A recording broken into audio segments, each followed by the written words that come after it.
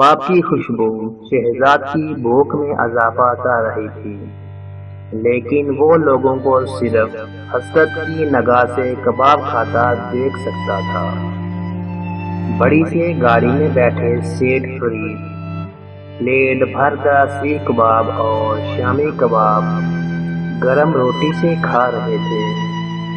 ان کا بیٹا شہزاد کا ہم عمر ہوگا، وہ بھی ملائی بوٹی سے لطف اندوز ہو رہا تھا۔ یہ لوگ اکثر اس ہوٹل پر آتے تھے۔ شہزاد اس ہوٹل کے بیرونی حصے میں ویٹر کی نوکری کرتا تھا۔ اس کی ذمہ داری ہوٹل کے سامنے کھڑی گاڑیوں میں آئے ہوئے لوگوں سے آرڈر لینا اور ان کو کھانا پیش کرنا تھا۔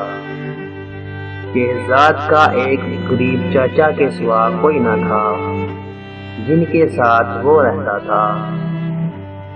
ابھی ایسے ہوٹل میں کام کرتے ہوئے چند ماہ ہی ہوئے تھے۔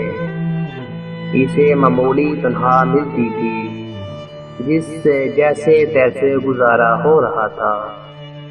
جس ہوٹل میں وہ کام کرتا تھا وہاں کا کھانا بہت ہی مہنگا تھا۔ شہزاد کی اتنی حیثیت نہیں تھی کہ وہ وہاں سے کھانا خرید سکے۔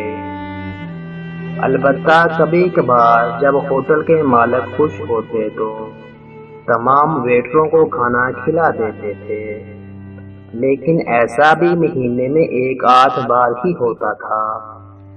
شہزاد کی خواہش تھی کہ کاش وہ بھی امیر ہوتا، خود کھانا خرید کر کھاتا، کوئی ویٹر اس کو بھی بڑے ادب سے کھانا پیش کرتا، اس کا حکم مانتا، لیکن اس کی یہ خواہش پوری ہوتی نظر نہیں آ رہی تھی۔ وہ احساس کمتری کا شکار ہوتا جا رہا تھا۔ سیٹھ فرید کو حسرت سے دیکھ کر سوچ رہا تھا کہ یہ کتنے خوش نصیب ہیں اور میں کتنا بد نصیب ہوں۔ وہ ایسا سوچ کر اداس ہو جاتا تھا۔ اس کے چچا اکثر کہا کرتے تھے کہ اداس نہ ہوا کرو، دنیا میں ہر انسان کی زندگی مختلف ہوتی ہے، اللہ ہی بہتر جانتا ہے کہ اس نے کس مصلحت کی وجہ سے کسی انسان کو کیسی زندگی عطا کی ہے۔ ہمیں ہر حال میں اللہ کا شکر ادا کرنا چاہیے۔ وہ اکثر چاچا سے پوچھتا کہ لیکن چاچا ہم ہی غریب کیوں ہیں؟ چاچا اسے پیار سے سمجھاتے کہ بیٹا دنیا میں صرف ہم ہی نہیں لاکھوں افراد غریب ہیں، امیر لوگوں کے اپنے مسائل ہوتے ہیں اور غریبوں کے اپنے، اللہ سب کو آزماتا ہے۔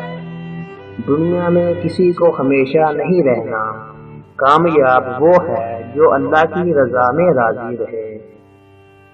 شہزاد اکثر چاچا سے بحث کرتا اور کبھی کبھار اسے چاچا کی باتوں سے سکون بھی مل جاتا، لیکن چند دنوں میں وہ سب باتیں بھول کر پھر سے اداس ہو جاتا تھا۔